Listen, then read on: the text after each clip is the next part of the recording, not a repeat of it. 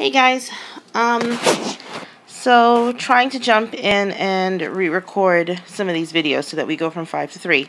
So this is video 1 of our biochem series, and this one's going to go over chemistry of life, carbon, and water. Here it goes.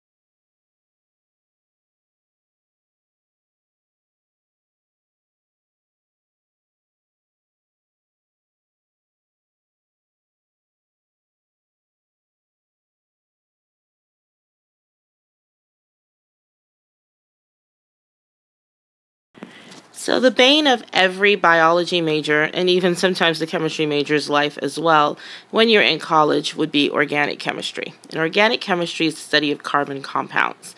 It's the bane of our lives because it involves us picturing these very dynamic and different molecules that we have almost nothing to compare to in very unconventional shapes and patterns. Some of us are good at it, some of us are bad at it.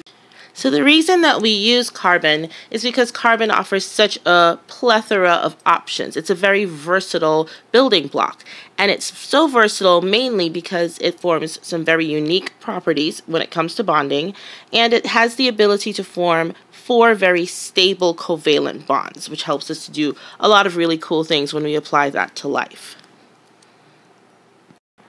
So it's almost like these carbon molecules are like Tinker Toys or like Legos, where you can snap them in place and just form a bunch of different shapes with them. So this is just to give you an idea of some of the ways that we can put them together and some of the different molecular shapes that carbon is capable of producing, especially when we start bonding other things to it, like hydrogen, for example.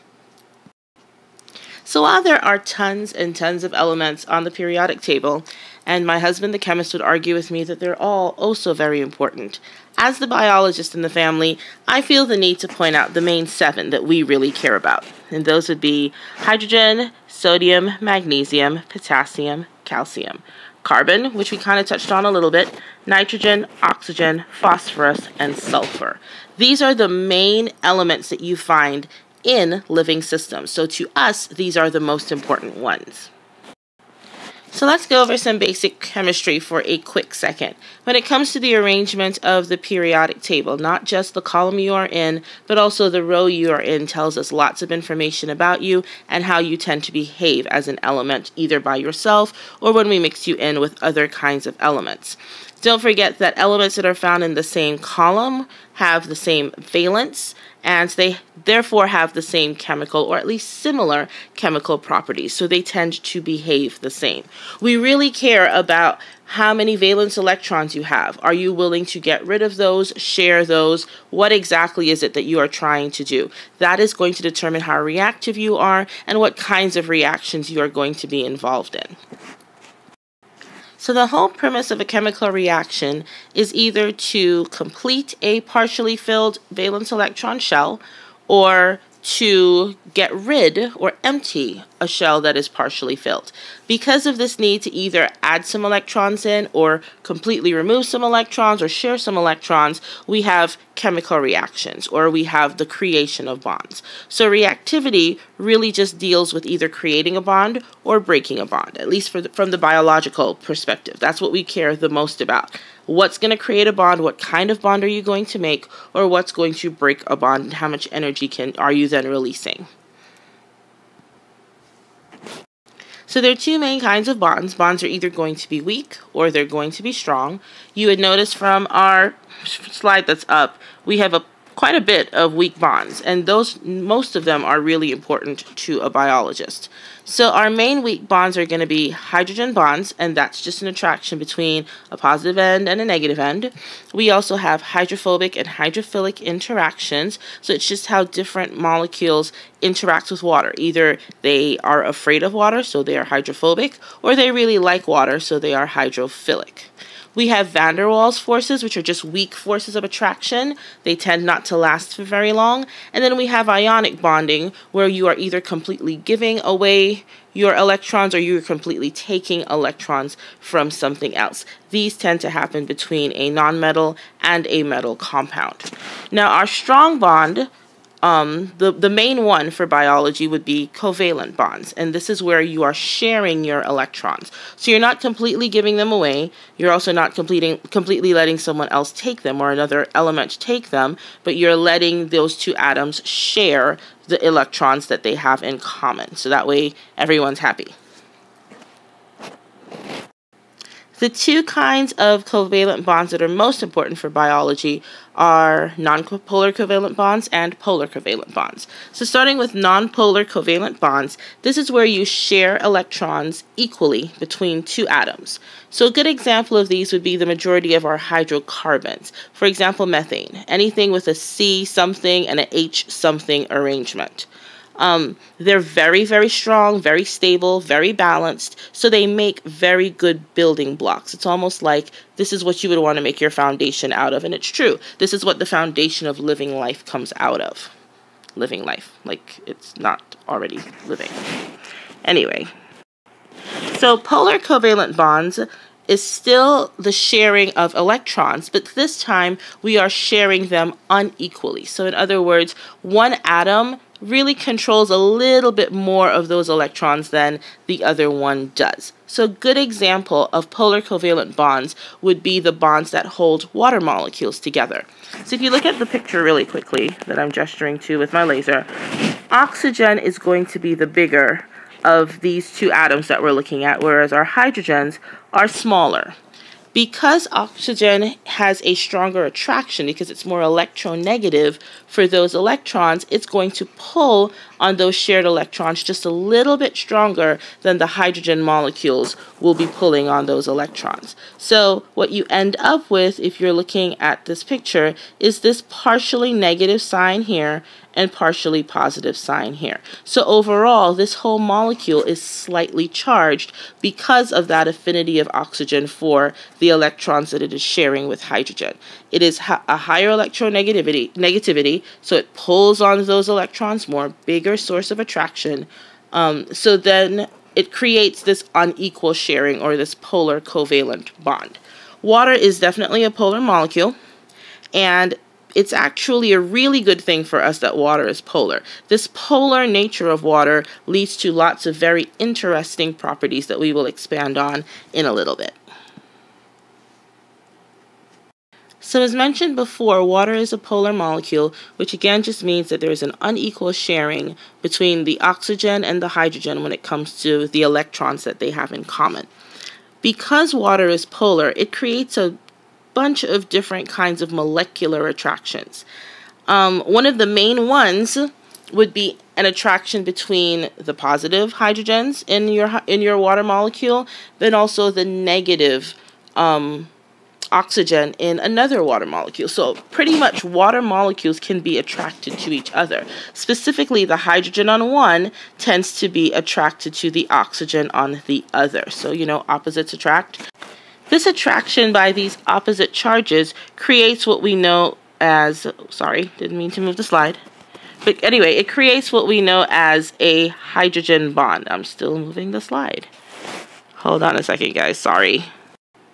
Okay, so again, this just depicts a hydrogen bond, an attraction between the slightly negative oxygen atom, and the slightly positive hydrogen atom. Now, while this bond is very common in biology, it's also one of the weakest bonds that we will explore. So once we get into the carbs and the lipids and the nucleic acids and the proteins, you will realize that most of them are made up of repeating units of carbons and hydrogens. We call these hydrocarbons. They are nonpolar, which means that they're not soluble in water, and they tend to be hydrophobic. As a matter of fact, they don't like water at all. They're very, very stable. There is very little attraction between the individual molecules. A lot of them tend to be gases at room temperature. So again, it makes for a good, stable building block. Now, one of the interesting things about hydrocarbons is that you can add on pieces of like more carbons and more hydrogens to either end and cause them to grow or get bigger. Because they have that ability to grow, for lack of a better term, they have also the ability to form lots of different arrangements, which makes them really, really versatile. So they can be linear, as these particular molecules are that I'm highlighting, these three. They can branch off in different directions, as this isobutane is showing. They can have single bonds, where you just have this one little line connecting your hydrogens and your carbons, or they can be double bonded, as it shows here, the 1-butene and the 2-butene, where you have two little lines connecting your carbons.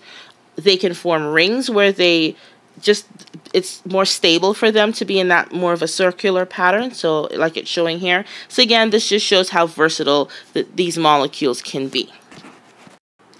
So because these molecules are so versatile, you can have multiple molecules that have the same number of parts and pieces, so the same atoms or number of carbons and hydrogens, but they all have a different shape. We call these isomers. So again, an isomer will be a molecule that has the same molecular formula, for example, C6H12, but we arrange the 6 carbons and the 12 hydrogens in different ways. Different arrangements give you different chemical properties, and they also give you different biological functions. One of the things that is very true for biology is that function and structure go together, okay? So form really does have a huge impact on the functionality of a molecule when it comes to biology and chemistry. Small structural differences can create really important functional significance. You change just a little bit of a particular molecule, the direction in which certain groups are turned, or the amount of hydrogens or carbons that you have on something, and it can completely change the way that particular molecule behaves. A lot of our medicines rely on these properties, where we use different isomers of an actual molecule in your body to either inhibit or activate different proteins or different enzymes within your system, allowing you to feel better or allowing for a different kind of outcome or a different kind of result. Now, not all of these outcomes are always positive. Sometimes medicines create some very tragic scenarios or situations. Okay, so an example of one such case is utilizing the medicine thalidomide. Thalidomide was a very popular medication that was given to pregnant women in the 50s and the 60s, and it helped to reduce morning sickness. But the result caused severe birth defects, especially when it came to the upper limbs, so the arm limbs pretty much, of the babies that were eventually born. It was very small and reduced arms. Normally they had hands present, but the whole region from like the humerus all the way down through the wrist completely diminished in size, so not really functional or usable. So to touch on the diversity of these kinds of molecules again, let's look at ethane versus ethanol. Now all you're doing is substituting a hydrogen atom for a hydroxyl group, hydroxyl being an OH group, and you completely change not just the behavior, but also the appearance of the resulting molecule. So ethane is C2H6. So you have 2 carbon atoms surrounded by, moving the slide. Yes, I was saying you have 2 carbon atoms, and those 2 carbon atoms are surrounded by 6 hydrogen atoms. Now, if we just removed one of those hydrogens and replaced it with a hydroxyl group, you would still have 2 carbon atoms, but this time you will be surrounded by 5 hydrogen atoms and 1 hydroxyl group.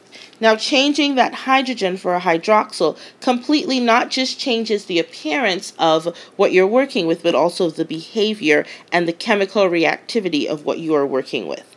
So, Ethane tends to be nonpolar, whereas ethanol, which is technically alcohol, is polar. Ethane tends to be a gas, whereas ethanol, is a liquid, and it just has a lot of ramifications from a biological perspective. You change just a few molecules around, you completely change the ability and the capabilities of a particular molecule.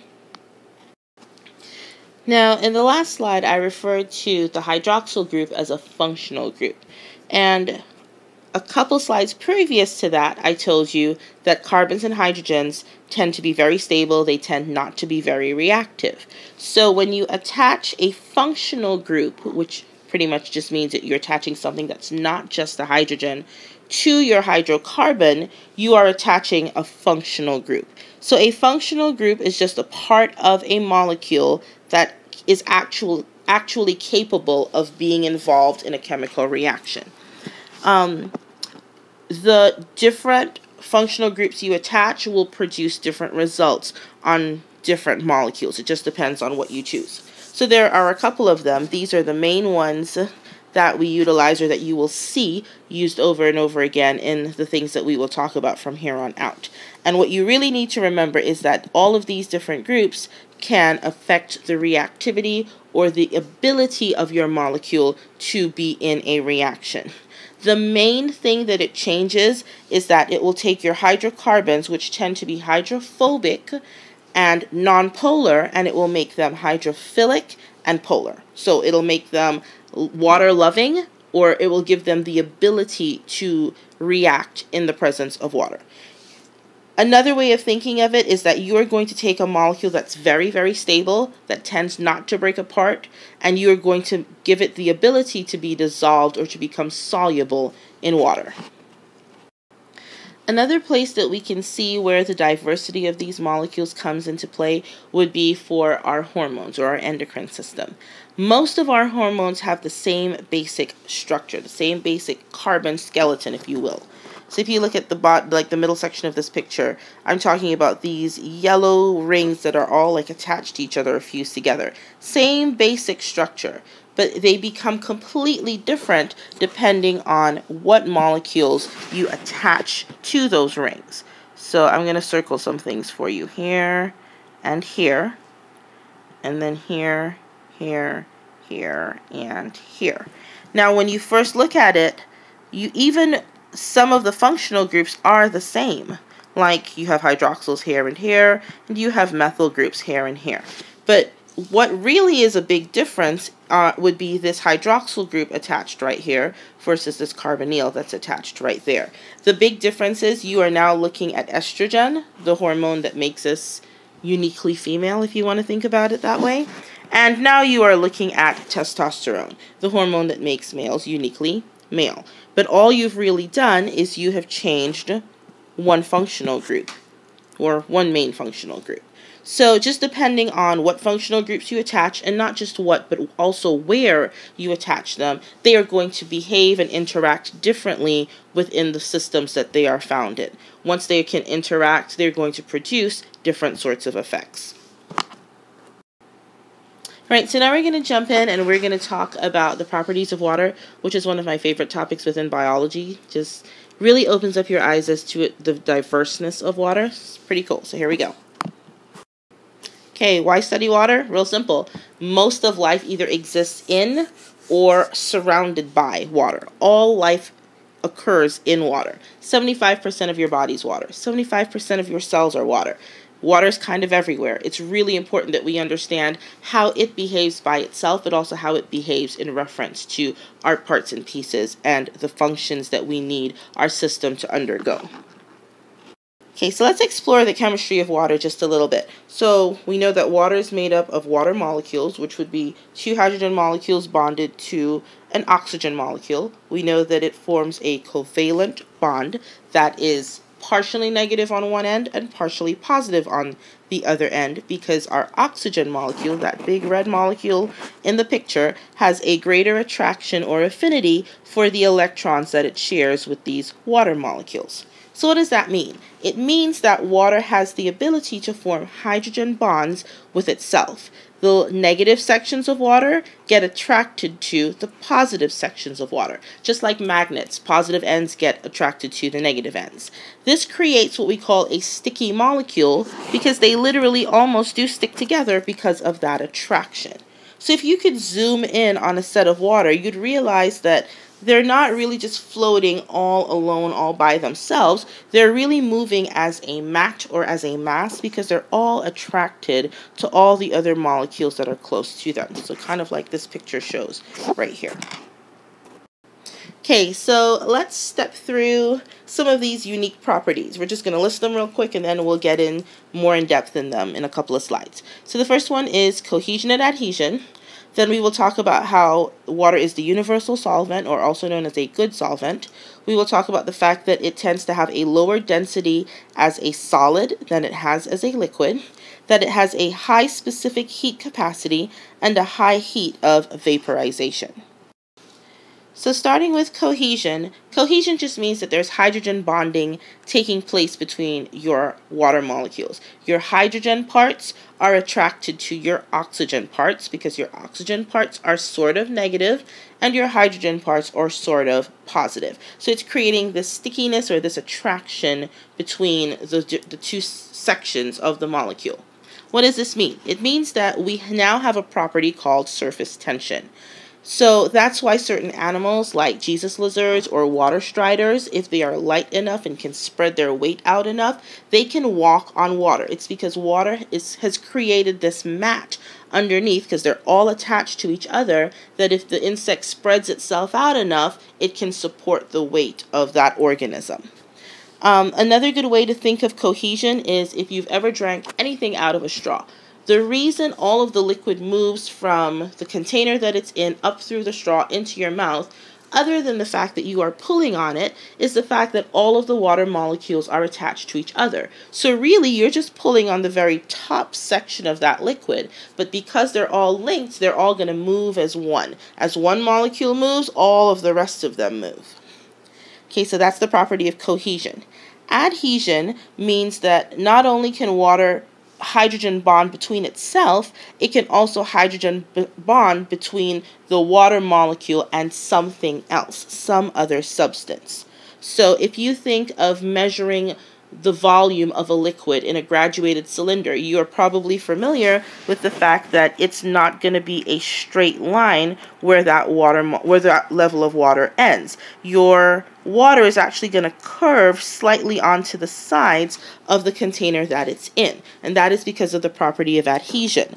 The reason you have this dip or this curve right here is because these water molecules on this side of your graduated cylinder is actually attracted, so they're sticking to the glass on that side of the graduated cylinder. Okay, so it allows water molecules to move and to climb all as one unit. Okay, how can we apply this to life? It's a really good thing that water has these two properties, because without them, trees would never actually get water out of their root system and into their leaves where they actually need it. Now, it's true that we water plants and trees at their roots, but the water is actually needed at their leaves. However, if you pour water over a plant's leaves, you're just going to make the leaves wet. They can't really absorb the amount of water that they need in that way. Because of the action of cohesion and adhesion, your water molecules can can be attached to each other, and as the sun causes water to evaporate out of these leaves, then as they move, they're pulling all the other water molecules attached to themselves all the way up the tree. So that's how trees actually get water from their roots up to their leaves or their shoot system. So if you look at the little diagram, you can kind of see how all the little molecules are linked together. So as water leaves the leaf, whatever molecule gets pulled out, the molecule behind it moves into place. So as each molecule moves, the one behind it moves, the one behind it moves. Think of it as, you're queuing up or you're lining up to get into a bus or to get onto a ride at Six Flags. As people get into the bus or onto the ride, there is a space created in front of you, so the next person moves up, which causes everyone in the line to move up. So water works in the exact same way. Okay, water is the solvent of life. Because water has that polarity property, it makes it a very good solvent, which just means that it can dissolve a lot of different things. And it's because the polar water molecules can actually surround either your positive ions or your negative ions and pull them away from each other, thereby dissolving them. So the real reason that things dissolve is not because they disappear, but it's literally because they get moved away from each other and then isolated. So if you look at this picture here, it gives a fairly good example. Here we have a molecule of salt, which is sodium and chlorine. Sodium chloride is the chemical name for salt. Now, your sodium molecules are smaller, but they're positively charged, and your chlorine molecules are bigger, and they are negatively charged. When water starts pulling this salt particle apart, what really happens is that the chlorine gets surrounded by the hydrogen side of water. If you look at this picture, you can see all the little white balls are the ones surrounding the chlorine, and they're the ones that represent hydrogen. Whereas your sodium side, your sodium ion, which is positive, is going to get surrounded by the oxygen side of your water molecule because they are negative. So it goes back to that opposites attract thing, where negatives are attracted to positives and vice versa. Now, when solvents dissolve solutes, when they pull things apart and dissolve them, you are creating what's called a solution. So let's talk about what water has the ability to dissolve. Now, in chemistry and biology, we have the saying that like deserves like. Water is hydrophilic, which also means that it's polar. So anything that is also hydrophilic or polar can be dissolved in water. So again, that saying, hopefully, I'm sure you heard this from your chemistry teacher, is like dissolves like. If we are similar, I will dissolve you. Okay, so because water is a polar substance, it has the ability to dissolve anything that is also polar. So that explains why water and oil don't mix, or why oil doesn't get dissolved by water. It's because oil is nonpolar. Okay, so that leads me to what isn't dissolved in water. Anything that's the opposite. Anything that is hydrophobic or water-hating, and anything that is nonpolar. Anything that's not attracted to water molecules. So here's a good example. Fats and oils tend to be nonpolar and hydrophobic, which means that they don't get dissolved in water. Well, look at what they're made up of. Lots and lots of long chains of carbons and hydrogens. Those hydrocarbons that we talked about before. And remember, I told you that these hydrocarbons are very, very stable. They don't really want to react with anything else. They're not interested in breaking apart, so they don't break apart. And one of the other unique features of water is the fact that it tends to have a change in density when it is a solid versus a liquid, and it's kind of an unexpected change. Now, nearly all other substances tend to be more dense when they are solid. They tend to take up more space versus volume. They're heavier, so they sink. Water is the opposite of that. Water actually takes up less space per volume when it becomes solid, so it's actually less dense, and that's why ice floats as opposed to sinking. Now, the reason is because as water freezes, those hydrogen bonds form a crystallized surface or a crystallized structure. If you look at this picture, do you see how it looks like there's spaces or gaps between the water molecules? And that's exactly how they freeze. They freeze with those spaces in between them, so expansion takes place. It tends to be a lighter substance. Whereas we look at liquid water, there's still some spaces, but there's not as big of a space in between. So because it's more closely packed together, it tends to be heavier. This is actually really, really good, because if ice didn't float as a solid, then the things that live in rivers and lakes and ponds in the wintertime, if that ice were to freeze all the way through or to freeze and sink, it would actually kill anything that was still living in that living body of water. So as mentioned before, oceans and lakes don't actually freeze solid all the way through. We already know that if that happened, then anything living at the bottom of that lake or that ocean would completely get crushed and die. Another good thing about the fact that ice floats is that ice actually will create an insulating layer for the water below. The air on top of frozen lakes and oceans tend to be way colder, than the actual water underneath the ice, and it's because that ice is acting as like a little blanket almost. It's keeping most of the warm temperatures in the actual water and allowing for life there to still exist. Another thing to take into consideration is if the ice were to freeze all the way through, then when summer came around, only the first upper inches or the first top layers of the ice would actually melt. It would never melt all the way through just because of that insulating ability of ice. And then we'd never actually have anything in the ocean. There'd be no fish, no water sports, no, nothing like that. Another good thing about ice freezing and staying on the top is that it allows for what we call the seasonal turnover of lakes. Now, as your cold water starts melting off, it is going to create this mixing of water as your warm water tends to sink and your cold water is going to rise on top of that. So you get this nutrient mix all the way through your lake or your river or your ocean. And that's good because you want to be able to distribute your nutrients all the way through the different levels of water so that the things that live in those different sections all can have some amount of food and nutrition available to them. So water has what is called a high specific heat, which just means that it takes a lot of energy to change the temperature of water, either to increase it or to decrease it by 1 degree.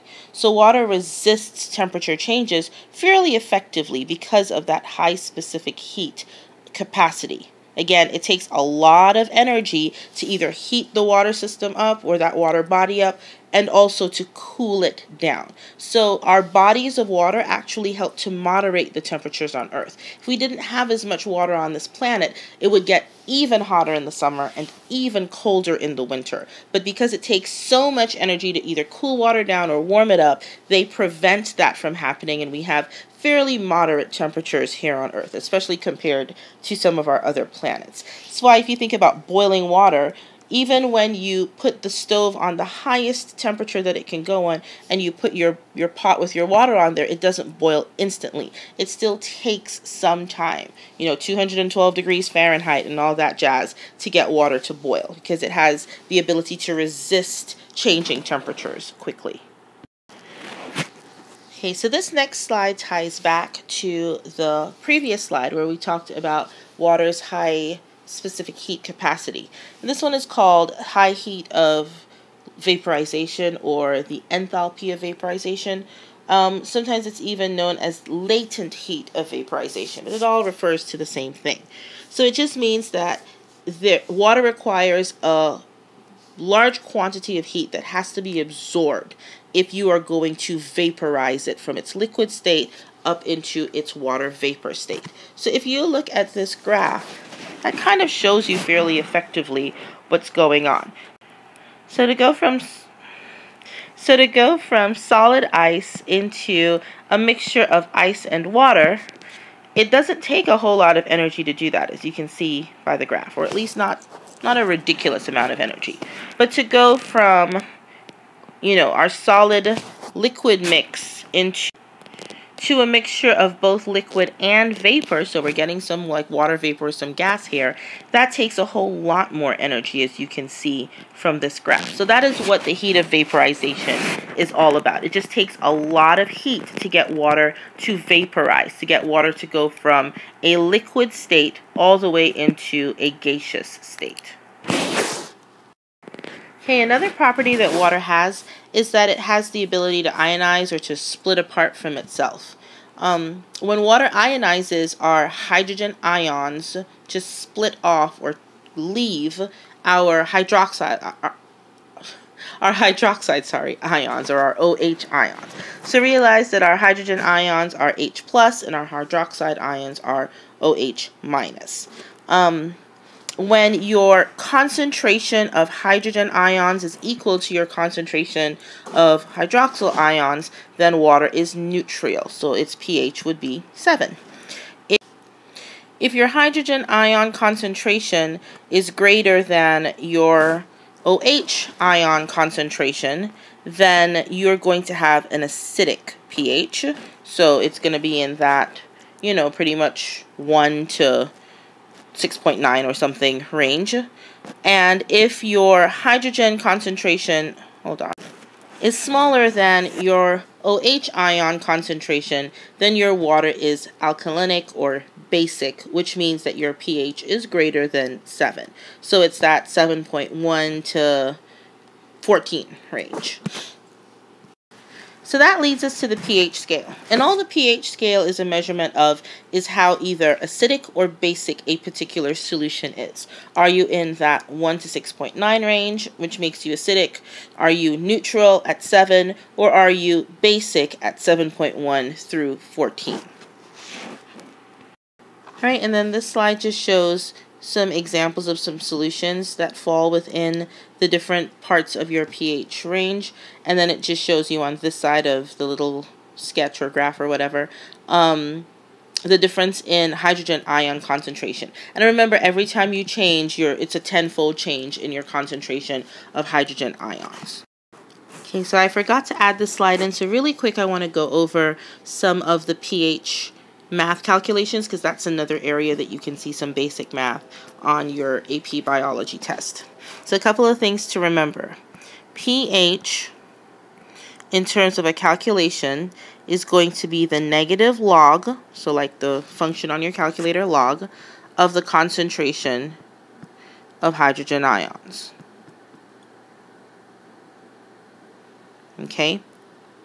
Whereas, now we talk about pH a lot, but realize that there is another end of that spectrum known as pOH,